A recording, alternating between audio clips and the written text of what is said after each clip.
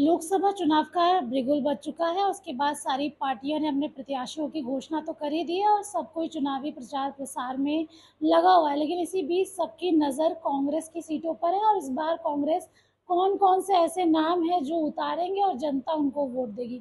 सबसे hot seat जो बनी हुई है वो है पटना साहिब की। जो वर्तमान सांसद है वो रविशंकर प्रसाद है और खबरें आ रही है कि जो मीरा कुमार है उनके पुत्र यहाँ से लड़ सकते हैं। सीधा जुड़ते हैं हमारे साथ खास बातचीत करने के लिए कांग्रेस के वरिष्ठ नेता प्रेमचंद मिश्रा है, सीधे जुड़ेंगे। सर, क्या ये इस बात में कितनी सच्चाई है कि मीरा कुमार के पुत्र लड़ सकते हैं पटना साहिब से? देखिए, पार्टी जल्दी इस बारे में फैसला करेगी। जी। अभी अंतिम फैसला नहीं हुआ है। जी। हम लोग भी ऐसी चर्चा सुने, जी। लेकिन जब तक केंद्रीय नेतृत्व उस पर फैसला नहीं ले लेता है, जी। कुछ कहना जल्दीबाजी होगी। मेरे ख्याल से आजकल में बाकी 6 सीटों पर जहाँ में अपने प्रत्याशी देने हैं, बहुत संभावना है कि आज हो जाए, नहीं तो कल हो जाए। बस जल्दी ही इस पर फैसला हो जाएगा और फिर पूरी तैयारी के साथ पार्टी के लोग और गठबंधन के लोग प्रचार प्रसार में लग जाएंगे। सर, सबसे बड़ा सवाल यही है, अभी जो सत्ता पक्ष है वो ये बार बार सवाल उठा रहा है कि कांग्रेस अभी तक अपने उम्मीदवारों की लिस्ट आखिरकार क्यों जारी नहीं करी है, क्योंकि सेकेंड चरण के मतदान हो चुके हैं। अब मतलब सेकेंड चरण के नॉमिनेशन हो चुके हैं, पहले चरण के मतदान भी हो चुके हैं, तो कब जारी होगा, आज या कल? क्योंकि सबकी नज़र इसी पे बनी हुई है। संभावना है कि आज हो जाए। देखिए, जब कई फेज में चुनाव होते हैं तो राजनीतिक दल फेज वाइज अपने प्रत्याशियों का चयन करते हैं। ये प्राय देखने को होता है। क्योंकि कांग्रेस पार्टी के गठबंधन में और भी कई पार्टियां हैं, हम आपस में राय विचार, आपस में परामर्श कर रहे हैं।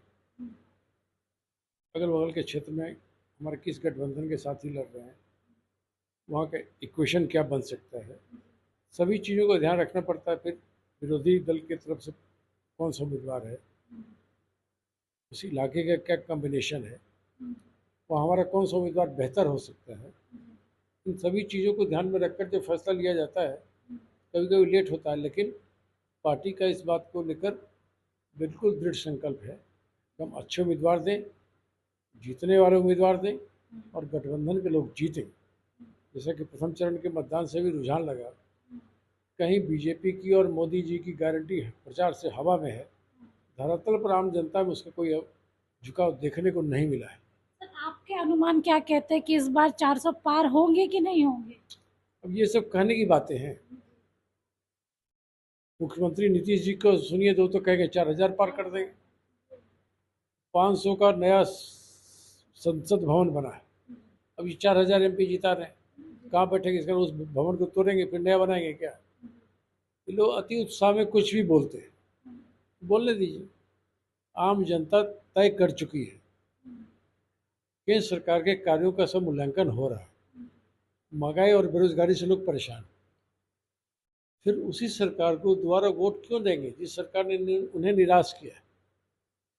पेट्रोल, डीजल, रसोई गैस, खाने पीने की चीज़ सब महंगा है, कहीं नौकरी नहीं है।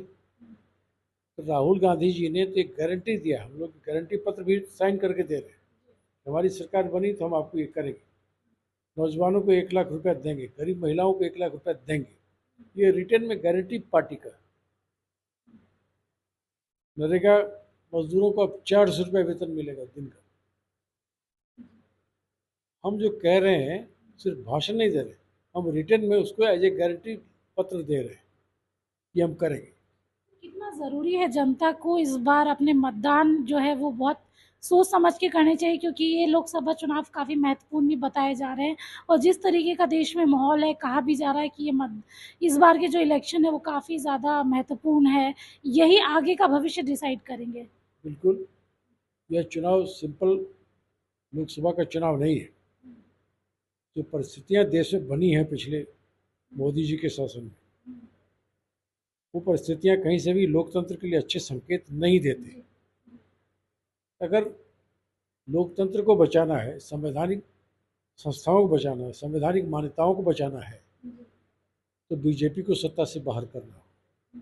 और इसलिए आज हम सब ने जो अपना इंडिया गठबंधन बनाया है, उसमें लगभग 27 पार्टियां हैं और सब इस पॉइंट पर एकजुट हैं, हमें मिलजुल कर चुनाव लड़ना है और बीजेपी को हराना है। प्रथम चरण के मतदान में हम लोगों ने देखा कई जगहों से जो रुझान लगे, वो क्लियर इंडिकेशन था कि लोग अब बीजेपी को बदलना चाहते हैं, वोट फॉर चेंज हो रहा है। ये अच्छे संकेत बिहार ने भी दिया है। मैं समझता हूँ आने वाले द्वितीय चरण तीसरे चरण के मतदान में भी ये पैटर्न जारी रहेगा। बीजेपी की हार होगी और कांग्रेस के नेतृत्व वाली इंडिया गठबंधन की सरकार बनेगी।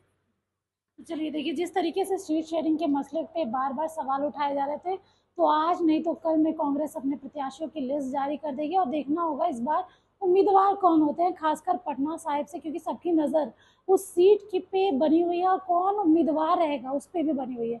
अब देखना होगा जनता इस बार किस तरीके से जागरूक होकर फैसला लेती है। अब बने रहिए हमारे साथ, तब तक के लिए आपका बहुत बहुत धन्यवाद।